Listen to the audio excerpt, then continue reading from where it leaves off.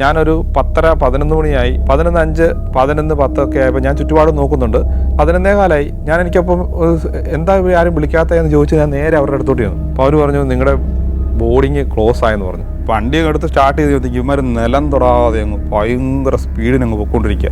അപ്പോൾ എന്നോട് ആൾക്കാർ പറഞ്ഞു ബി കെയർഫുൾ എന്ന് പറഞ്ഞു. ഈ ക്യാമറ അവരെടുത്തുകൊണ്ട് പോകും, നിനക്ക് ഒരിക്കലും കിട്ടത്തില്ല എന്ന് പറഞ്ഞു. ഞാൻ ഈ പറഞ്ഞു തന്നെ എന്നോട് ഒരിക്കൽ കൂടി ഞാൻ പറഞ്ഞു ബി കെയർഫുൾ.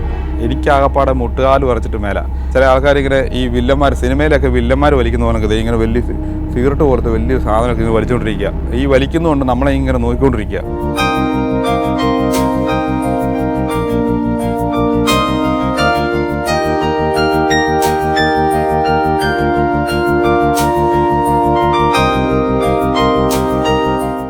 എല്ലാവർക്കും നമസ്കാരം. എൻ്റെ പേര് ഷിജു ജോർജ്. നിയർലി 20 years ആയിട്ട് ഓസ്ട്രേലിയയിൽ താമസിക്കുന്നു. 2024 ബ്രസീലിലേക്ക് ഒരു യാത്ര നടത്തിയായിരുന്നു. അതിൻ്റെ വിശേഷങ്ങളാണ് ഞാൻ നിങ്ങളോട് പങ്കുവെക്കാൻ ആഗ്രഹിക്കുന്നത്. 2024 ഞാൻ സൗത്ത് അമേരിക്കയിലെ ചില രാജ്യങ്ങൾ, അതായത് അർജൻറ്റീന, പെറു ഒക്കെ സന്ദർശിച്ചതിന് ശേഷം ഞാൻ ബ്രസീലിലേക്ക് വരികയാണ്. പെറുവിൽ നിന്നാണ് എനിക്ക് ബ്രസീലിലേക്ക് പോകേണ്ടത്. പെറുവിൽ നിന്ന് രാത്രി 11:20 എൻ്റെ ഫ്ലൈറ്റ്. ഞാൻ ഏകദേശം 9 മണിയായപ്പോൾ തന്നെ അവിടെ വെയിറ്റിംഗ് ഏരിയയിൽ വന്നു. ഗേറ്റിനടുത്ത് വന്നിരുന്നു. അവിടെ ഒരു സ്റ്റാഫിനോട് ചോദിച്ചു ഇത് കറക്റ്റ് സ്ഥലമല്ലേ എന്ന്. അപ്പോൾ അവർ പറഞ്ഞു ഓക്കെ 11:20 പറഞ്ഞു. ഞാനൊരു 10:30-11 മണിയായി. കുറച്ച് പേരൊക്കെ അവിടെ ഇരിപ്പുണ്ട്. 11:05, 11:10 ഒക്കെ ആയപ്പോൾ ഞാൻ ചുറ്റുപാടും നോക്കുന്നുണ്ട്. തൊട്ട് 2 സൈഡിലേക്ക് 2 ഡോറ് നമുക്ക് കാണാം. ഒരു 10 മീറ്റർ ഗ്യാപ്പേ ഉള്ളൂ. അപ്പോൾ 11:15 ഞാൻ എനിക്കപ്പം എന്താ ആരും വിളിക്കാത്തതെന്ന് ചോദിച്ച് ഞാൻ നേരെ അവരുടെ അടുത്തോട്ട് ചെന്നു. അടുത്ത് ചെന്ന് കഴിഞ്ഞപ്പോഴത്തേക്ക് ഇവരോട് ചോദിച്ചത് ബോർഡിംഗ് പാസ് എൻ്റെ ആരും വിളിച്ചില്ല. അപ്പോൾ അവർ പറഞ്ഞു നിങ്ങളുടെ ബോർഡിങ് ക്ലോസ് ആയെന്ന് പറഞ്ഞു. ഞാൻ പറഞ്ഞു ഞാനിവിടെ ഇരിപ്പുണ്ടല്ലോ, എന്നെ വിളിച്ചില്ലല്ലോ ഇതുവരെ. അപ്പോൾ പറഞ്ഞു ഇതൊരു സൈലൻറ്റ് എയർപോർട്ടാണെന്ന്. എനിക്ക് അന്ന് വരെ അറിയത്തില്ല ഇത് സൈലൻറ്റ് എയർപോർട്ട് എന്ന് പറഞ്ഞാൽ എന്താ സംഭവം, എനിക്കിങ്ങനെ അറിയില്ലായിരുന്നു. ഞാൻ വാസം പറഞ്ഞു കഴിഞ്ഞാൽ ഞാനങ്ങ് പെട്ടു. കാരണം എന്നെ സംബന്ധിച്ച് 2 ദിവസം മാത്രമാണ് ബ്രസീലിലുള്ളത്. ഞാൻ ബ്രസീലിലേക്കുള്ള അക്കോമഡേഷന് എൻ്റെ ബാക്കിയുള്ള കാര്യങ്ങളെല്ലാം ഞാൻ അറേഞ്ച് ചെയ്തിരിക്കുക. അപ്പോൾ ഞാൻ അവരോട് പറഞ്ഞു ഞാനെന്നാൽ എനിക്ക് അടുത്ത് തൊട്ട് പുറകെ ഇനി ഏതെങ്കിലും ഫ്ലൈറ്റ് ഉണ്ടോ നോക്കട്ടെ, കാരണം എനിക്കിനി 2 ദിവസമുള്ളൂ ബ്രസീലിൽ. ഞാൻ ഇവിടുത്തെ കാര്യങ്ങളെല്ലാം കഴിഞ്ഞു, എനിക്കിവിടെ സ്റ്റേ ചെയ്യാൻ ഒരു സ്ഥലവുമില്ല, എങ്ങനെയെങ്കിലും എനിക്ക് പോയേ പറ്റുള്ളൂ എന്ന് പറഞ്ഞു. അവർ പറഞ്ഞു ഒരു രക്ഷയില്ല, നിങ്ങൾക്ക് ഇനി ഇവിടെ ഒട്ടും നേരം ഇവിടെ നിൽക്കാൻ പറ്റില്ല എന്ന് പറഞ്ഞു. കാരണം ഈ ടെർമിനലിൽ നിങ്ങൾ ഇറങ്ങണം, താഴെ നിങ്ങൾ ചെക്ക് ഇൻ ചെയ്ത കൗണ്ടറിൽ നിങ്ങൾ താഴെ പോയി അവിടെ ചെന്ന് അവിടെ കൗണ്ടറിൽ ചെന്ന് സംസാരിക്കണമെന്ന് പറഞ്ഞു. ഞാൻ നേരെ എൻ്റെ ബാഗ് എടുത്തുകൊണ്ട് ഞാൻ നേരെ അവിടെ നിന്ന് താഴെ ഇറങ്ങി അവിടെ ചെക്ക് ഇൻ കൗണ്ടറിൽ ചെന്ന് അവരോട് സംസാരിച്ചു. ഇതാണ് എൻ്റെ അവസ്ഥ, ഇനി എന്തെങ്കിലും ഒരു മാർഗ്ഗത്തിൽ എനിക്ക് ബ്രസീൽ പോകാൻ പറ്റുമെന്ന് ചോദിച്ചു. അപ്പോൾ അവർ പറഞ്ഞു വേറെ പ്ലെയിൻ സർവീസ് ഉണ്ട്, പക്ഷേ അത് പനാമ വഴിയാണ് പോകുന്നത്, അപ്പം നാളെ വൈകിട്ടേ അവിടെ എത്തുള്ളൂ എന്ന് പറഞ്ഞു. അപ്പോൾ എനിക്ക് ഒരു ദിവസം കൂടെ പോവുകയാണ്. അത് മാത്രമല്ല ആ ഫുൾ ഡേ നമ്മൾ പ്ലെയിനകത്താണ്, ഒന്നും ചെയ്യാൻ പറ്റത്തില്ല. അപ്പം ഞാൻ പറഞ്ഞു ഒരു കാര്യം ചെയ്യും, നാളെ ഇതേ സമയത്ത് തന്നെ എനിക്ക് പോകാൻ പറ്റുമെന്ന് ചോദിച്ചു. അപ്പോൾ ഓക്കെ ചെയ്തു തരാമെന്ന് പറഞ്ഞു. ഞാൻ 5 പൈസ പോലും കൊടുക്കുകയും വേണ്ട. അപ്പം ഞാൻ പറഞ്ഞു ഓക്കെ എനിക്ക് ഒരു ദിവസം കൂടെ പെറുവിൽ നിൽക്കണമെന്നല്ലേ ഉള്ളൂ, ഓക്കെ ഞാനത് സമ്മതിച്ചു. ഞാൻ അന്ന് രാത്രി അവിടുന്ന് ആ ടെർമിനലിൽ നിന്ന് ഞാൻ അവിടെ നിന്ന് ഇറങ്ങി ഒരു യൂബർ വിളിച്ചിട്ട് അവിടെ ഇരുന്നുകൊണ്ട് തന്നെ ഞാനൊരു ഹോട്ടലിൽ തപ്പി നോക്കി. എനിക്കവിടെ ഒരു trip.com ഒരു ഹോട്ടൽ കിട്ടി. നേരെ റൂമിൽ പോയി. പിറ്റേ ദിവസം വൈകിട്ട് ഇതേപോലെ തന്നെ ഒരു 9 മണിയായപ്പോൾ ഞാൻ വീണ്ടും വന്നു, ചെക്ക് ഇൻ ചെയ്തു. ഞാൻ വളരെ ഈ പ്രാവശ്യം ഇനി ഫ്ലൈറ്റ് മിസ്സാകരുതല്ലോ, എല്ലാ കാര്യങ്ങളും നോക്കി ചെയ്യുന്നു. ആൾക്കാർ എണീക്കുമ്പോൾ ഞാൻ എണീക്കും. ഇങ്ങനെ വളരെ ആകാംക്ഷയോടുകൂടി ഇങ്ങനെ ഈ ആന ചെവിയിട്ട് ആട്ടുന്ന കണക്ക് ഞാനും ഇങ്ങനെ വളരെ ലൈവായിട്ട് നിൽക്കുക. കാരണം എനിക്ക് എങ്ങനെയും പോയേ പറ്റുള്ളൂ. ഇനി പറ്റിയല്ലോ, ഇനിയൊരു അവസ്ഥ എൻ്റെ ജീവിതത്തിൽ ഇനി പറ്റരുത്. എന്നാണെങ്കിലും സമയത്തിന് യാതൊരു പ്രശ്നം ഉണ്ടായില്ല. കറക്റ്റ് സമയത്ത് കാര്യങ്ങൾ നടന്നു. ഞാൻ നേരെ ഫ്ലൈറ്റിൽ കയറി രാവിലെ ഒരു 7 മണിയായപ്പോഴത്തേക്കും രാവിലെ ബ്രസീലിലേക്ക് ലാൻഡ് ചെയ്യണം. നേരെ എയർപോർട്ടിലേക്ക് വന്നു, ടെർമിനലിൽ ഇറങ്ങി നേരെ ലഗേജ് എടുത്തു, നേരെ യൂബർ സർവീസ് എടുത്തു. കാരണം ഞാൻ ഓൾറെഡി എനിക്കറിയാമായിരുന്നു അവിടെ യൂബർ സർവീസ് വർക്കിംഗ് ആണെന്നുള്ള അറിയാമായിരുന്നു. യൂബർ എടുത്തു, നേരെ ഹോട്ടലിലേക്ക് ചെന്നു. 1 മണിക്കൂർ കൊണ്ട് ഞാൻ നേരെ അവിടെ വന്നു, ഫ്രഷായി, ബ്രേക്ക്ഫാസ്റ്റ് എല്ലാം കഴിച്ചു. നമ്മുടെ നാടൻ ഭക്ഷണങ്ങൾ എന്ന് പറഞ്ഞാൽ നമ്മുടെ ചീനിക്കിഴങ്ങും സ്വീറ്റ് പൊട്ടറ്റോ അങ്ങനെയൊക്കെയുള്ള സാധനമാണ് ബ്രേക്ക്ഫാസ്റ്റ്. അത് ബനാന ഫിൽറ്റർ, നമ്മുടെ ഏത്തക്ക പോളി പോലെ തന്നെയുള്ള വിഭവങ്ങളൊക്കെയാണ് നമുക്ക് രാവിലെ അങ്ങനെയുള്ള സാധനങ്ങളൊക്കെ ഇരിക്കുന്നത്. അപ്പോൾ ഞാനിതെല്ലാം വളരെ സന്തോഷത്തോടെ കഴിച്ചു. കാരണം ഒരു ഡേ കിട്ടിയല്ലോ, എന്നാ ആകുന്നു മാക്സിമം ഷൂട്ട് ചെയ്യാം എന്നുള്ള നിലയിൽ. എൻ്റെ കയ്യിലൊരു ഷോർട്ട് ബാഗുണ്ട്. ആ ഷോർട്ട് ബാഗിനകത്ത് എൻ്റെ ക്യാമറയും കാര്യങ്ങളൊക്കെ ആയിട്ട് ഞാൻ നേരെ ഒരു യൂബർ വിളിച്ചു. യൂബറുകാരൻ വന്നു, ഒരു പ്രായമുള്ളൊരു അപ്പച്ചൻ എന്നെ നേരെ എവിടെയോട്ടാണ് പോകേണ്ടത്, ഒരു ബനിയൻ പോലൊരു സാധനം കിട്ടും, വളരെ സിമ്പിളായിട്ടൊരു അപ്പച്ചൻ, ഒരു സാധാരണ ഒരു കാർ. ഞാൻ പറഞ്ഞു എനിക്ക് ക്രൈസ്റ്റ് റെഡീമർ എന്ന് ഇദ്ദേഹത്തിന് പറഞ്ഞിട്ട് മനസ്സിലാവും. അവർ പറയുന്നത് വേറൊരു പേരിൽ അറിയപ്പെടുന്നു. ഓക്കെ, അദ്ദേഹം ഇവിടുന്ന് തൊട്ടടുത്തൊരു 10 റിയാലോ 11 റിയാലേ ഉള്ളൂ. നേരെ ക്രൈസ്റ്റ് റെഡീമറിനെ അങ്ങോട്ട് ചെയ്യുന്നു. അവിടെ ചെന്ന് കഴിഞ്ഞപ്പോഴത്തേക്ക് ഞാനിങ്ങനെ ഭയങ്കര കാര്യമായിട്ടൊക്കെ ഷൂട്ട് ചെയ്യുക. അപ്പോൾ അവർ പറഞ്ഞു careful, very careful, you will loose your camera. Okay, ഞാൻ പറഞ്ഞു ഓക്കെ. ഞാനപ്പോൾ കൈയൊക്കെ അകത്തിട്ടു, ക്യാമറ ഒക്കെ ഇങ്ങനെ ഗ്ലാസ്സിനകത്തൂടെ ഇങ്ങനെ എടുത്ത് ഷൂട്ട് ചെയ്യാനത് തുടങ്ങി. അങ്ങനെ നേരെ ഒരു 15 മിനിറ്റിനുള്ളിൽ നേരെ ക്രൈസ്റ്റ് സ്റ്റേഡിയമിൻ്റെ അവിടുത്തെ ടിക്കറ്റ് കൗണ്ടറിന് അങ്ങോട്ട് ചെയ്യുന്നു. അവിടെ ചെന്ന് നോക്കിയത്തേക്ക് ഒരു പെരുന്നാളിനുള്ള ആൾക്കാണ്, ഒരു 19 പേര് അവിടെ ഇങ്ങനെ നിൽക്കുക. അതുകൂടാതെ ഈ പ്രൈവറ്റ് 2 രീതിയിൽ നമുക്ക് ക്രൈസ്റ്റ് സ്റ്റേഡിയമിൻ്റെ ഈ കുന്നിന് മുകളിലേക്ക് പോകാൻ പറ്റും. ഒന്ന് ട്രഡീഷണലായിട്ട് ട്രെയിനുണ്ട്, ട്രെയിൻ സർവീസ് ഉണ്ട്, നമുക്ക് വേണമെങ്കിൽ ഓൺലൈൻ ബുക്ക് ചെയ്താൽ ടിക്കറ്റ് എടുക്കാം. അല്ലെന്നുണ്ടെങ്കിൽ ബസ് സർവീസിൻ്റെ രീതിയിലാണ് നമുക്ക് പോകാൻ പറ്റുന്നത്. ബസ് സർവീസിന് ഒരു പ്രൈവറ്റ് നമ്മുടെ ഈ ടെമ്പോ ട്രാവലർ പോലെ തന്നെ ഒരു ബസ് സർവീസാണ് ചെയ്യുന്നത്. നമുക്ക് കയ്യിലൊരു റിബൺ പോലെ കെട്ടിത്തരും. ആ റിബണിൽ നമുക്ക് കെട്ടിത്തന്നു കഴിഞ്ഞാൽ ഈ പൈസ 100 റിയാൽ കൊടുത്തു കഴിഞ്ഞാൽ നമുക്ക് പോകാം. ഓക്കെ, ഞാനെന്ന് തീരുമാനിച്ചു ഏതായാലും നമ്മുടെ സമയം കളയണ്ട, ഉടൻ തന്നെ പോയേക്കാം. നേരെ ഞാൻ ഈ ബസ്സിൽ കയറി, അവരുടെ കൂട്ടത്തിൽ സീറ്റ് പിടിച്ചു, ഞാൻ കയറിയിരുന്നു. അപ്പോൾ ഷൂട്ടിംഗ് ഒന്നും നടക്കില്ല, കാരണം ഫ്രണ്ടിലേക്കൊന്നും അവർ കയറ്റത്തില്ല. എൻ്റെ കൂട്ടത്തിൽ ബൊളിവിയയിൽ നിന്നുള്ള കുറേയധികം പെൺകുട്ടികളുണ്ട്. അവരെല്ലാം ഇതുപോലെ ടൂറിങ്ങിൻ്റെ ആൾക്കാരാണ്, ഭയങ്കര ഓളം. ഞാനും അവരോടൊക്കെ സംസാരിച്ച് വളരെ സന്തോഷമായിട്ട് നമ്മൾ ഈ കുന്നിൻ്റെ മുകളിലേക്ക് ഇങ്ങനെ പോവുകയാണ്. വണ്ടിക്കാരൻ ഇങ്ങനെ ഓരോ ആളും നമ്മുടെ ഈ താമരശ്ശേരി ചുരം പോലെയാണ്. ഇവന്മാർ ഇങ്ങോട്ട് പിടിക്കുന്നു, ഉടനെ വണ്ടി. ഞാൻ എണീറ്റ് നിന്ന് ഇങ്ങനെ ബസ് കണ്ടക്ടർ നിൽക്കുന്ന പോലെ ഭയങ്കര ഷൂട്ടിങ്ങും പരിപാടിയൊക്കെയാണ്, ഒരു രക്ഷയില്ല. എനിവേ ഉള്ളതുകൊണ്ടൊക്കെ സൈഡ് കൊണ്ടൊക്കെ പിടിച്ച് ഒരു തരത്തിൽ കുറേ കുന്നിന്മേലെ കയറി ഒരു ഇടത്താവളത്തേക്ക് എത്തി. ആ ഇടത്താവള സ്ഥലത്ത് ഞങ്ങൾ അവിടെ ഇറങ്ങി. അപ്പോൾ അവർ പറഞ്ഞു നിങ്ങൾക്ക് ഇവിടെ ഒരു 10 മിനിറ്റ് ഉണ്ട്, നിങ്ങൾക്ക് ട്രെയിനിൽ പോയാൽ ഈ കാഴ്ചയൊന്നും കാണാൻ പറ്റത്തില്ലെന്ന് പറഞ്ഞു. ഞങ്ങൾ നേരെ അവിടെ നിന്ന് ഇറങ്ങി. അവിടെ നിന്ന് കഴിഞ്ഞാൽ ഈ കുന്നിൻ മുകളിൽ നമുക്ക് ക്രിസ്തു കാണാം, ഒരു ക്രിസ്തു എന്നാണ് പറയുന്നത്. ഞങ്ങൾ അവിടെ നിന്ന് പെട്ടെന്ന് ഷൂട്ട് ചെയ്തു. അതുപോലെ തന്നെ കോപ്പക്കബാന ബീച്ച്, നമ്മൾ പണ്ട് തൊട്ട് കേട്ടിട്ടുണ്ടല്ലോ കൂപ്പക്കബാന ബീച്ച്. ഇതെല്ലാം വളരെ ആകാംക്ഷയോടെ ഞാനും ഷൂട്ട് ചെയ്തെടുത്തു. ഒരു 5 മിനിറ്റിനുള്ളിൽ ഞാനും പരിപാടി കഴിഞ്ഞു. കാരണം വണ്ടി പോകരുതല്ലോ. 10 മിനിറ്റിനുള്ളിൽ ഞങ്ങളെല്ലാവരും കൂടി ഒരുമിച്ച് കയറി നേരെ മുകളിലേക്ക് പോയി. നേരെ ഈ കുന്നിന് മുകളിലേക്ക് പോവാം. വണ്ടി എടുത്തു, അവിടെ ചെന്നു, ടിക്കറ്റ് എടുത്തു. ഏകദേശം ഒരു 100-120 റിയാലോളം വരുന്നുണ്ട്. നേരെ ഡയറക്റ്റായിട്ട് തന്നെ പർച്ചേസ് ചെയ്തു. നേരെ കയറി. അവിടെ നിന്ന് നമുക്ക് ഒരു കുറച്ച് ദൂരം കയറാനുണ്ട്. അങ്ങനെ നേരെ അവിടെ നിന്ന് കുറച്ച് ദൂരം കയറി നമുക്കൊരു എസ്കലേറ്റർ ഉണ്ട്. എസ്കലേറ്റർ കയറി ചെന്നാൽ നേരെ ചെന്ന് കഴിഞ്ഞാൽ നമുക്ക് ക്രൈസ്റ്റ് സ്റ്റേഡിയമിൻ്റെ അവിടെ എത്താം. അപ്പോൾ ഞാനൊരു കാര്യം ഏതായാലും തീരുമാനിച്ചു, ഇനി ഇവിടുന്ന് താഴോട്ട് പോകുന്നത് എങ്ങനെയാണെങ്കിലും നമുക്ക് ആ ട്രഡീഷണൽ ആയിട്ടുള്ള ട്രെയിനിൽ പോകണമെന്ന് തീരുമാനിച്ചു. ഓക്കെ, അവിടെ നിന്ന് ഏകദേശം ഒരു മണിക്കൂർ കൊണ്ട് ഇതിനകത്തെല്ലാം ചിത്രീകരിച്ചു. അങ്ങനെ വളരെ സന്തോഷവാനായി. പണ്ട് തൊട്ട് 7 അത്ഭുതങ്ങളിൽ എനിക്കും ഒന്ന് കാണാൻ പറ്റിയല്ലോ എന്നുള്ള ആ ഒരു സന്തോഷത്തോടുകൂടി മൊത്തം റെക്കോർഡ് ചെയ്തു. 100 കണക്കിന് ആൾക്കാർ അവിടെ നിൽക്കുന്നു. പിന്നെ എനിക്ക് വളരെ അത്ഭുതം തോന്നിയൊരു കാര്യമുണ്ട്. ഈ പ്രതിമയ്ക്കടിയിൽ തന്നെ വേറൊരു പള്ളി ഇതിനകത്ത് തന്നെ. ആ പള്ളിക്കകത്ത് ഞാൻ നോക്കിയപ്പോൾ അവിടെ ലൈവായിട്ട് കുർബാന നടത്തിക്കൊണ്ടിരിക്കുക. അപ്പോൾ ആൾക്കാർ അവിടെ നിന്ന് ചിലരൊക്കെ ഇരുന്ന് പ്രാർത്ഥിക്കുന്നുണ്ട്, ചിലരൊക്കെ ഇങ്ങനെ വീഡിയോ ഒക്കെ എടുത്തുകൊണ്ടിരിക്കുക. ഇതെല്ലാം ഞാൻ അവിടെ ഇരുന്ന് പെട്ടെന്ന് എല്ലാം ഓടി നടന്ന് കണ്ടു. നേരെ ട്രെയിൻ ടിക്കറ്റിനടുത്ത് ചെന്നു. എനിക്ക് ടിക്കറ്റ് കിട്ടി. തൊട്ടടുത്ത് ചെന്നപ്പോൾ ആണ്ടേ എൻ്റെ അടുത്ത് ടിക്കറ്റിനടുത്ത് കൗണ്ടറിന് തൊട്ടടുത്തിരിക്കുന്ന ഒരു മനുഷ്യനെ പരിചയപ്പെട്ടു. അദ്ദേഹം നമ്മുടെ കൊച്ചി സന്ദർശിച്ചിട്ടുണ്ട് അത്രേ. അപ്പം ചോദിച്ചു വേറെ ആർ യു ഫ്രം? ഞാൻ പറഞ്ഞു I am from born in India and living in Australia last nearly 20 years എന്ന് പറഞ്ഞു. അപ്പോൾ ചോദിച്ചു ഇദ്ദേഹം വളരെ ഹാപ്പിയായിട്ട് എന്നോട് വളരെ സംസാരിച്ചു. നല്ലപോലെ ഇംഗ്ലീഷ് സംസാരിക്കുന്നുണ്ട്. ഒന്നാമത്തെ കാര്യം അവിടെ എല്ലാവരും ഇംഗ്ലീഷ് സംസാരിക്കത്തില്ലല്ലോ. ഇദ്ദേഹം എന്നോട് ഇതെല്ലാം പറഞ്ഞ് കാര്യങ്ങളൊക്കെ മനസ്സിലാക്കി. ഇദ്ദേഹം എന്നെ കൂട്ടിക്കൊണ്ടുപോയി ട്രെയിനെ കാര്യങ്ങളൊക്കെ ഇരുത്തി. പണ്ട് ട്രെയിൻ പറഞ്ഞ സമയത്തിനുള്ളിൽ ട്രെയിൻ മൂവ് ചെയ്ത് തുടങ്ങി കേട്ടോ. പോകുന്നതിലേന്നറിയോ, കുത്തിറക്കത്തിൽ നമ്മുടെ ഊട്ടിയിൽ ഉള്ള സമാനമായിട്ടുള്ള ഒരു കുത്തനെയുള്ള മേട്ടുപ്പാളയത്തിൽ നിന്നുള്ള ആ കുത്തനെയുള്ള അതുണ്ടല്ലോ ആ ട്രെയിൻ, അതുപോലെയൊക്കെ തോന്നുന്ന തരത്തിൽ സമാനമായിട്ടുള്ള ഒരു ട്രെയിൻ. റെഡ് കളർ പെയിൻ്റ് അടിച്ച് നല്ല ക്ലീനാണ്. ട്രെയിൻ നിറച്ചും തന്നെ ആൾക്കാരാണ്. ഇതങ്ങ് കുറച്ച് ദൂരം അങ്ങോട്ട് പോയി കഴിയുമ്പോൾ തന്നെ ഓപ്പോസിറ്റും ട്രെയിൻ വരുന്നുണ്ട്. അപ്പോൾ ഇത് നിർത്തി തരും, വേറൊരു പാത്തുണ്ട് ഓവർടേക്കിംഗ് പോലെ തന്നെ. അപ്പോൾ ഈ പോകുന്ന വഴിക്കൊക്കെ നല്ല ധാരാളം പ്ലാവുകൾ കാണാം, ചക്ക കാണാം, നമ്മുടെ നാട്ടിലെ പോലെ തന്നെ ട്രോപ്പിക്കലായിട്ടുള്ള ഇതൊക്കെ കാണാം. ഇദ്ദേഹത്തിനോട് വളരെ സംസാരിച്ചു, എവിടെയൊക്കെ പോകാം, ഇതൊക്കെ സേഫാണോ, കുറേ കാര്യങ്ങൾ ഞാൻ ചോദിച്ചു തന്നു. അദ്ദേഹം ഈ ഒരു 5-10 മിനിറ്റിനുള്ളിൽ എനിക്ക് എന്തൊക്കെ പറഞ്ഞു തരാമോ അതൊക്കെ എനിക്ക് പറഞ്ഞു തന്നു. ഇതൊരു 10-15 മിനിറ്റ് കൊണ്ട് ഈ പറഞ്ഞു തരുന്ന സമയം കൊണ്ട് ഞങ്ങൾ താഴെ ഇറങ്ങി വന്നു. കുറേയധികം കാര്യങ്ങൾ എനിക്ക് പറഞ്ഞു തന്നു. ഇനി അടുത്ത സ്ഥലം എന്ന് പറയുന്നത് മറക്കാന സ്റ്റേഡിയമാണ്. നിങ്ങളുടെ സ്വപ്നത്തിലെ ആ യാത്രയ്ക്കായി ഇനി ഒരുങ്ങാം. യൂറോപ്പിന്റെ ഹൃദയഭൂമിയിലൂടെ 13 ദിവസത്തെ സഞ്ചാരം, പ്രമുഖമായ 10 രാജ്യങ്ങളിലൂടെയുള്ള യാത്ര, ഫ്രാൻസിലെ പാരീസ് എന്ന സ്വപ്ന നഗരം, ഈഫൽ ഗോപുരത്തിന് മുകളിൽ നിന്നുള്ള കാഴ്ചകൾ, ബെൽജിയത്തിലെ അറ്റോമിയവും നഗരചത്തുരങ്ങളും, നെതർലാൻഡ്സിലെ സുന്ദര ഗ്രാമങ്ങളും ടുലിപ്പ് ഗാർഡനുകളും, ജർമ്മനിയിലെ ബ്ലാക്ക് ഫോറസ്റ്റും റൈൻ റിവർ ക്രൂസും, സ്വിസ് ആൽപ്സിലെ ഹിമപർവ്വതങ്ങൾ, അതിനു മുകളിലേക്കുള്ള കേബിൾ കാർ യാത്ര, ലിച്ചൻസ്റ്റൈൻ എന്ന ആൽപൈൻ രാജ്യം, ഓസ്ട്രിയൻ ഗ്രാമഭംഗി, സ്ലൊവേനിയയിലെ പ്രകൃതി അത്ഭുതങ്ങൾ, ഇറ്റലിയുടെ ചരിത്ര നഗരങ്ങളായ വെനീസും പിസയും ഫ്ലോറൻസും റോമും, പിന്നെ വത്തിക്കാനും അവിടുത്തെ സെന്റ് പീറ്റേഴ്സ് ബസിലിക്കയും. സഞ്ചാരത്തിന്റെ സൂപ്പർ ഹിറ്റായി മാറിയ ഈ യാത്രയിൽ പങ്കെടുക്കാൻ ഉടൻ തന്നെ വിളിക്കുക. ഫോൺ 75919 66600.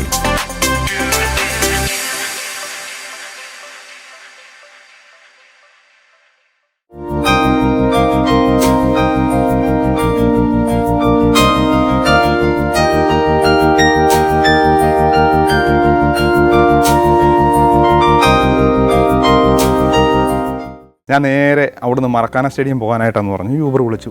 നേരെ അവിടുന്ന് ഇറങ്ങി ഒരു 5-10 മിനിറ്റ് തന്നെ എനിക്ക് യൂബർ കിട്ടി. അപ്പോൾ ഞാൻ അവിടെ നിന്ന് വീഡിയോയും കാര്യങ്ങളും എടുക്കുക. തൊന്നര പെട്ടെന്ന് ബൈക്കുകാരിങ്ങനെ പറന്ന് ഇങ്ങനെ വന്നുകൊണ്ടിരിക്കുക ചുറ്റും.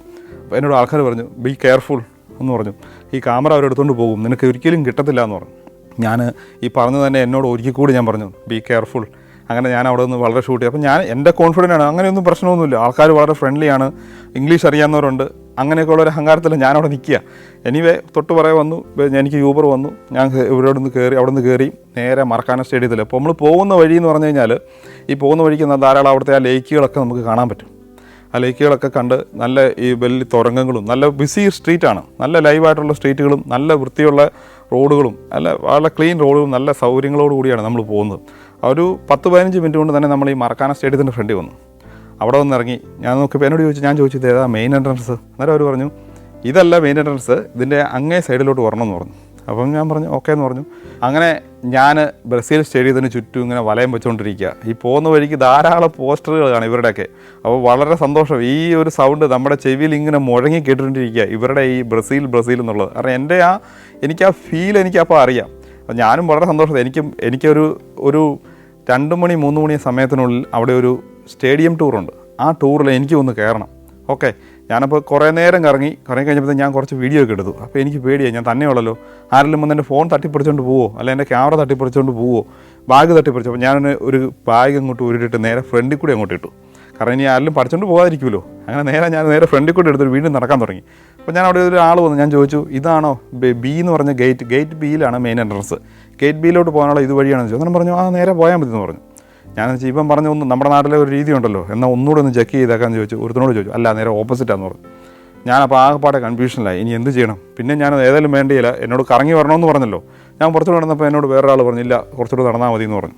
ഏതായാലും ഒരു 5 മിനിറ്റ് കൊണ്ട് ഞാൻ ഓടി പെട്ടെന്ന് തന്നെ അവിടെ ഫ്രണ്ടിൽ വന്നു, ടിക്കറ്റ് എടുത്തു. ഏതാണ്ട് 35 റിയാലാണ്. ഞാൻ അവിടെ കയറി ചെന്നു. അങ്ങനെ ചരിത്രപ്രസിദ്ധമായ ഈ മറക്കാന സ്റ്റേഡിയത്തിലേക്ക് എനിക്കും കയറാൻ പറ്റി. നേരെ ചെന്നപ്പോൾ കാണുന്ന നമ്മുടെ വേൾഡ് കപ്പ് ഇരിക്കുന്നു. World cup original world cup അല്ല കേട്ടോ, പക്ഷേ അതിൻ്റെ റിപ്ലിക്ക. അതുപോലെ തന്നെ ഇവരുടെ ജേഴ്സികൾ, പെലയുടെ ഷൂസ്, അന്ന് ഉപയോഗിച്ചിരുന്ന നെറ്റ്, അതെല്ലാം കട്ട് ചെയ്ത് അവിടെ വെച്ചിരിക്കുകയാണ്. ആ ബോൾ ഇതെല്ലാം അവിടെ ഇരിക്കുകയാണ്.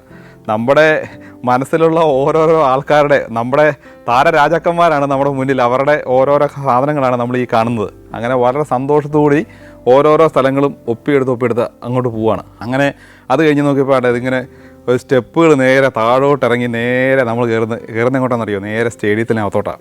ഞാനും സ്റ്റെപ്പുകൾ ഇറങ്ങി 7-10 സ്റ്റെപ്പുണ്ട്. ഇറങ്ങി ചെന്ന് നേരെ ചെറിയൊരു വാതിൽ കൂടെ അങ്ങ് നേരെ ഇറങ്ങി ചെല്ലുന്ന ഈ സ്റ്റേഡിയത്തിലേക്കാണ്, മറക്കാന സ്റ്റേഡിയം. അപ്പം ഞാൻ ഓടിച്ചെന്ന് സീറ്റിലെങ്ങോട്ട് ഇരുന്നു. വളരെ സന്തോഷത്തോടുകൂടിയാണ് കയറിയിരിക്കുന്നത് കേട്ടോ. കാരണം എനിക്കൊരിക്കലും പ്രതീക്ഷിക്കാൻ പറ്റിയില്ല. കാരണം ഇതുപോലെ മറക്കാന സ്റ്റേഡിയത്തിലൊക്കെ ഒന്ന് കയറിയിരിക്കാൻ പറ്റുമോ. അവർ പറഞ്ഞു നിങ്ങൾ ഒരു കാരണവശാലും ടർഫിൽ ഇറങ്ങരുത്, ഇവിടെ സ്റ്റേഡിയത്തിനകത്തോട്ട് ഇറങ്ങാൻ പാടില്ല, നിങ്ങൾ ആ സൈഡിൽ നിന്നോണമെന്ന് പറഞ്ഞു. പിന്നെ വേറൊരു ഓപ്ഷനുണ്ട്, നമ്മൾ പോകുന്ന ഏത് രാജ്യക്കാരാണോ നിങ്ങൾക്ക് ഇഷ്ടമുള്ള നിങ്ങളുടെ മാതൃരാജ്യത്തിൻ്റെ നമുക്ക് കൊടി, നമ്മുടെ ഫ്ലാഗ് എടുത്തുകൊണ്ട് നമുക്കവിടെ ഒന്നൊരു ഫോട്ടോ എടുക്കാനുള്ള ഓപ്ഷൻ ഉണ്ടെന്ന് പറഞ്ഞു. ഓക്കെ, അപ്പോൾ ഞാനവിടെ ചെന്നു. ഇന്ത്യയുടെ ഫ്ലാഗൊക്കെ പിടിച്ച് നേരെ ഞാൻ ഇന്ത്യയുടെ ഓസ്ട്രേലിയയും കൂടെ എടുത്തു കേട്ടോ. രണ്ടും കൂടെ കമ്പൈൻ ചെയ്ത് ഞാനൊരു ഫോട്ടോ കൊണ്ട് എടുത്തു. അതെല്ലാം എടുത്ത് വെച്ചിട്ട് ഞാൻ നേരെ അവിടെ നിന്ന് പതുക്കെ അവിടെ നിന്ന് തിരിച്ചു. നമുക്കവിടെ നിൽക്കാൻ പറ്റത്തില്ല കേട്ടോ. നേരെ അവിടെ നിന്ന് ഇറങ്ങി വന്നു. അടുത്ത ഒരു പോക്കുണ്ട് ഇവിടെ നിന്ന് ഇറങ്ങിയിട്ട്. ആ ഒരു പോക്കാണ് നമ്മുടെ അവിടുത്തെ ഏറ്റവും റൊസിൻഹ എന്ന് പറയുന്ന ഒരു ഫവേലയിലോട്ട് പോവാണ്. അതായത് ബ്രസീലിലെ ഏറ്റവും ഡേഞ്ചറസ് ആയിട്ടുള്ള ചേരി എന്ന് പറഞ്ഞാൽ അവിടെ വേറൊരു ചേരിയുണ്ട്.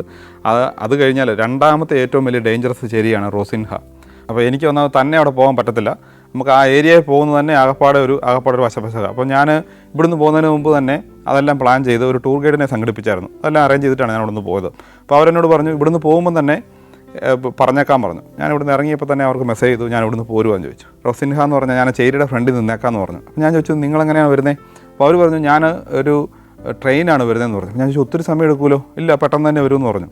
അങ്ങനെ ഞാൻ അവിടെ ഗേറ്റ് എയുടെ ഫ്രണ്ടിൽ യൂബർ വന്ന് ഇറങ്ങി. ഗേറ്റിന് അവിടെ വന്ന് ഇറങ്ങിയപ്പോൾ മുതൽ ഇവിടെ ആകപ്പാടെ ഒരു വശപ്പശകാണ്. ഇനി ടൂർ ഗൈഡ് വരാനായിട്ട് കുറച്ച് സമയം എടുക്കും. എനിക്ക് ആകപ്പാടെ മുട്ടുകാല് വരച്ചിട്ട് മേല. അപ്പോൾ എനിക്ക് പേടി തോന്നാനായിട്ട് ഭയങ്കരമായിട്ട് ചില കാരണങ്ങളുണ്ട്. ഇറങ്ങിയപ്പോൾ മുതലേ ചില ആൾക്കാർ ഇങ്ങനെ ഈ വില്ലന്മാർ, സിനിമയിലൊക്കെ വില്ലന്മാർ വലിക്കുന്ന പോലൊക്കെ ഇങ്ങനെ വലിയ സിഗരറ്റ് പോലത്തെ വലിയൊരു സാധനമൊക്കെ ഇങ്ങനെ വലിച്ചുകൊണ്ടിരിക്കുക. ഈ വലിക്കുന്നതുകൊണ്ട് നമ്മളെ ഇങ്ങനെ നോക്കിക്കൊണ്ടിരിക്കുക. വല്ലാത്ത രീതിയിൽ നോട്ടമാണ്. ഒരാളല്ല, ഒരു 4-5 പേരെ ഞാൻ ഇറങ്ങിയ സ്ഥലത്ത് തന്നെ ഇങ്ങനെ നോക്കിക്കൊണ്ടിരിക്കുക. ഒന്നാമത് എനിക്ക് ഇംഗ്ലീഷ് നമുക്ക് സംസാരിക്കാൻ ആരുമില്ല അവിടെ, ഒന്നും സംസാരിക്കാനില്ല. പോലീസുകാർ കുറച്ച് അകലെ മാറി നിൽപ്പുണ്ട്.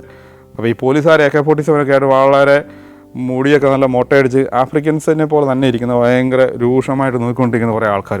ഈ പോലീസുകാരുടെ അടുത്ത് പോയി നിൽക്കാം, സേഫ് ആണല്ലോ എന്ന് വിചാരിച്ച് ഞാൻ പോലീസുകാരുടെ അടുത്തോട്ട് ചെയ്യുന്നു. പിന്നെ അവിടെ നിന്ന് കുറച്ച് നേരം അവിടെ നിന്നപ്പോഴത്തേക്കാണ്ട് പോലീസുകാരുടെ അടുത്ത് നിന്നിട്ടും യാതൊരു മയമല്ലേ. ഈ മുമ്പേ നടന്നവന്മാർ തന്നെ അങ്ങോട്ടും ഇങ്ങോട്ടുമുള്ള ഈ ഒലാത്തിക്കൊണ്ട് അങ്ങോട്ടും ഇങ്ങോട്ടുമുള്ള നടപ്പ് വീണ്ടും നടക്കുക. 1-2 കുറേ അമ്മമാർ. അപ്പോൾ ഞാൻ നോക്കി ഇത് പാകപ്പാടെ പ്രശ്നമാണല്ലോ, എനിക്ക് ഈ ഫാവേലയൊക്കെ ഒന്ന് ഷൂട്ട് ചെയ്യുകയും വേണം. ഈ ഇവിടെ നിന്ന സ്ഥലത്ത് നിന്ന് ഞാൻ അകലെ നിന്ന് ഒരു പെട്ടെന്നൊരു വേഗ രീതിയിൽ അങ്ങ് ഷൂട്ട് ചെയ്തിട്ട് ഞാൻ നേരെ ഫോൺ നേരെ എൻ്റെ 2 ഫ്രണ്ട് പോക്കറ്റിലേക്ക്, നേരെ ഫ്രണ്ടിൽ 2 പോക്കറ്റുണ്ട്, നേരെ അങ്ങോട്ട് ഫോൺ താത്തു വെച്ചു, പാസ്പോർട്ടും എടുത്ത് താത്തു വെച്ചു. ഒരു 5 മിനിറ്റ് നിന്നു, 10 മിനിറ്റ് നിന്നു. എനിക്ക് ആകെപ്പാടെ ടെൻഷൻ അങ്ങ് കൂടിക്കൊണ്ട് വരിക. ഇനി ഇവർ എത്ര നേരം കഴിഞ്ഞാൽ വരുന്നത്? അവിടെ ചുറ്റുപാട് നമ്മളിങ്ങനെ എൻ്റെ അങ്കിക്കായി ചീട്ടിടുന്ന് പറഞ്ഞാൽ ഇവരെന്നെ തീർത്ത് കളയും എന്നോർത്ത് ഞാനിങ്ങനെ സങ്കടപ്പെട്ട് നിൽക്കുക. ഇങ്ങനെ എൻ്റെ ബാഗൊക്കെ നേരെ ഫ്രണ്ടിലോട്ടിട്ടു, ഞാനിങ്ങനെ മസിൽ പിടിച്ചിങ്ങനെ നിൽക്കുക.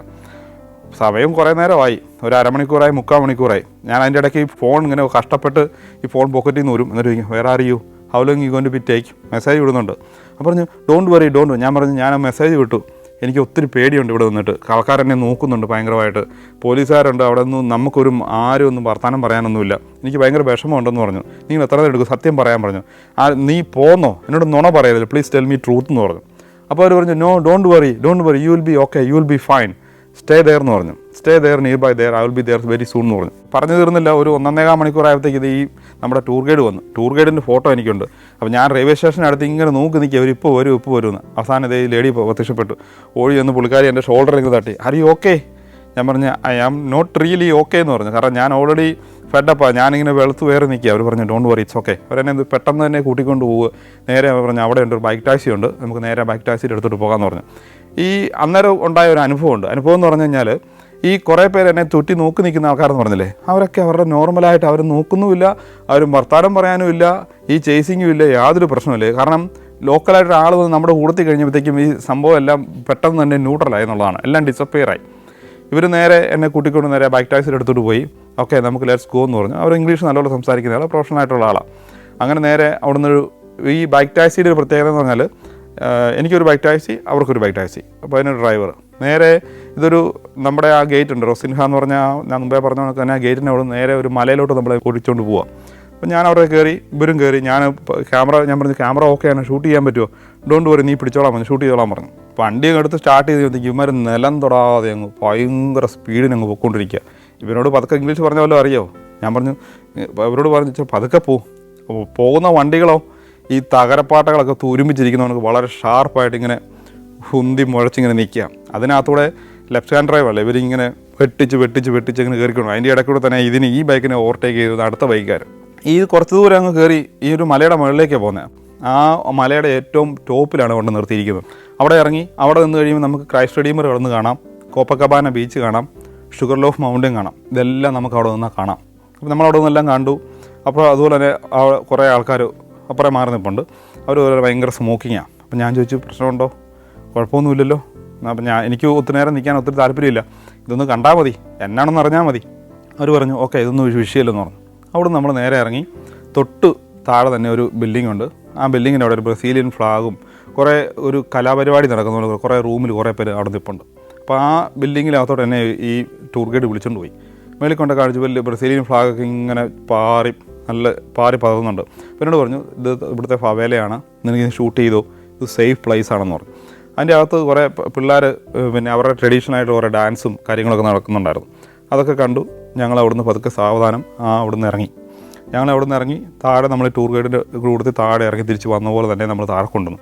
അവരുടെ പേയ്മെൻറ്റും കൊടുത്തു. അപ്പോൾ ഞാൻ പറഞ്ഞു നമുക്കിനി അങ്ങോട്ടാണ് പോകണ്ടേ, നമുക്ക് കോപ്പക്കബാന ബീച്ചിലേക്ക് പോകാമെന്ന് പറഞ്ഞു. അപ്പോൾ നമ്മൾ എങ്ങനെയാണ് പോകുന്നത്? യൂബർ ടാക്സി കൊടുത്തു. വേണ്ട, അതിനേക്കാളും ചീപ്പായിട്ട് നീ ഇവിടുത്തെ ട്രെയിൻ കയറിയോ? ഞാൻ പറഞ്ഞില്ല. ട്രെയിൻ കയറണമെന്ന് നിനക്ക് ആഗ്രഹമുണ്ടോ എന്ന് ഞാൻ പറഞ്ഞു ഓക്കെ നമുക്ക് ട്രെയിനിന് പോകാം, ചീപ്പാന്ന് പറഞ്ഞു. അങ്ങനെ ടാപ്പ് ചെയ്ത് അവരുടെ തന്നെ കാർഡ് കൊണ്ട് ടാപ്പ് ചെയ്ത് എന്നെ ട്രെയിനിൽ കയറ്റി. അവിടുത്തെ മെട്രോ ട്രെയിനാണ്. നേരെ ഒരു 2 ട്രെയിൻ കയറി മാറി ഇറങ്ങി നേരെ കോപ്പക്കബാന ബീച്ചിലിറങ്ങി. കോപ്പക്കബാന ബീച്ചിലിറങ്ങിയപ്പോഴത്തേക്ക് ഓൾറെഡി സമയം ഒരു 5:30 ആയി. നല്ല ക്ലൗഡിയാണ്, നല്ല വിൻഡി, ഒരു മഴ വരുന്നൊരു ഫീലാണ്. ശരിക്കും മഴയ്ക്കുള്ള ഒരു തീമായിട്ട് നിൽക്കുക. ഞാൻ ആ കോപ്പക്കബാന ബീച്ചിൽ കൂടെ കുറച്ച് നേരം അങ്ങോട്ടും ഇങ്ങോട്ടുമൊക്കെ നോക്കിക്കഴിഞ്ഞപ്പോഴത്തേക്കും ഏറ്റവും ബ്രാൻഡഡ് ആയിട്ടുള്ള ഫേമസ് മാരിയറ്റൊക്കെ പോലെയുള്ള ഫേമസ് ഹോട്ടലുകൾ, കോപ്പക്കബാന ഹോട്ടൽ, വലിയ മണിമന്ദിരങ്ങളായിട്ടുള്ള ഹോട്ടലുകൾ ഇങ്ങനെ ഈ വരിയായിട്ട് ഇങ്ങനെ നിൽക്കുക. അങ്ങനെ കുറച്ച് നേരം ഞാൻ അവിടെ നിന്ന് ഷൂട്ട് ചെയ്തു. അപ്പോൾ എന്നോട് ചോദിച്ചു, നീ okay, are you okay, do you want me to do anything else? ഞാൻ പറഞ്ഞു, എനിക്ക് വേറെ എന്തെങ്കിലും ഇവിടെ എന്തെങ്കിലും ആക്ടിവിറ്റീസ് ചെയ്യാൻ പറ്റുമോ? അങ്ങനെ അവർ പറഞ്ഞു, ടു ലേറ്റാണ്, വിൻഡിയാണ്, മഴ വരാൻ പോകുന്നുണ്ട്, പിന്നെ നിനക്ക് എയർപോർട്ട് പോകണമെന്നുണ്ടെങ്കിൽ നിനക്ക് ഇച്ചിരി നേരത്തെ പോവുകയാണ് നല്ലത്, ഹോട്ടലിൽ പോകണം, ബാഗ് എടുക്കണമല്ലോ. അപ്പോൾ ഞാൻ പറഞ്ഞു ഓക്കെ, നമുക്ക് ഇനിയിപ്പോൾ പ്രത്യേകിച്ച് ഒന്നുമില്ല, നമുക്ക് ഇവിടുന്ന് പിരിയാമെന്ന് പറഞ്ഞു. അങ്ങനെ അവരോട് ബൈ പറഞ്ഞിട്ട് നേരെ ഞാൻ എൻ്റെ ഹോട്ടലിലേക്ക് പോകുന്നു. അവിടെ നേരെ തന്നെ ഹോട്ടലിൽ വന്നു, ചെക്കൗട്ട് ചെയ്തു, എൻ്റെ ബാഗ് എടുത്തു, അവരോട് താങ്ക് യു പറഞ്ഞിട്ട് ഞാൻ അവിടെ നിന്ന് ഇറങ്ങി. ചോദിച്ചു, എനിക്ക് എത്രയും പെട്ടെന്ന് എയർപോർട്ടിൽ ചെല്ലണം, കാരണം 8:30 ആകുമ്പോഴാണ് എൻ്റെ ഫ്ലൈറ്റ് എന്ന് പറഞ്ഞു. അങ്ങനെ ഞാൻ ഹോട്ടലിൽ നിന്ന് നേരെ ഹോട്ടലുകാർ തന്നെ പറഞ്ഞു, ടാക്സിക്ക് പോവാണ് എളുപ്പമെന്ന് പറഞ്ഞു. ഞാൻ പറഞ്ഞു ഓക്കെ, ടാക്സിക്ക് തന്നെ പോയേക്കാം, കാരണം യൂബറൊക്കെ വിളിച്ചാൽ ചിലപ്പോൾ പോകത്തില്ല, ടാക്സിക്കാണെങ്കിൽ പ്രത്യേക ലൈൻ ഉണ്ടെന്ന് പറഞ്ഞു എയർപോർട്ട് പോകാനായിട്ട്. അങ്ങനെ ഒരു ടാക്സി വിളിച്ചു, ഏതാണ്ട് നിയർലി ഒരു 60 റിയാലോ അങ്ങനെ ഏതാണ്ട് ഒരു റേറ്റ് പറഞ്ഞു. ഞാൻ പറഞ്ഞു പോയേക്കാമെന്ന് പറഞ്ഞു. വണ്ടി വിട്ടു. ഒരു സാധാരണ ഗതിയിൽ 20-25 മിനിറ്റിന് പോകേണ്ട ട്രാഫിക് എന്ന് പറഞ്ഞാൽ ഒരു 1.25 മണിക്കൂറായിട്ട് ഇതിങ്ങനെ പോകാൻ നിൽക്കുക. നമ്മൾ ഇവിടെ ശരിക്കും ട്രാഫിക്കിൽ പെട്ടു. അപ്പോൾ അവർ പറഞ്ഞു, ഈ ബ്രസീലിനൊരു കുഴപ്പമാണ്, വളരെ അൺഎക്സ്പെക്റ്റഡ് ആയിട്ട് ഇതുപോലത്തെ ട്രാഫിക്കൊക്കെ വരുമെന്ന് പറഞ്ഞു.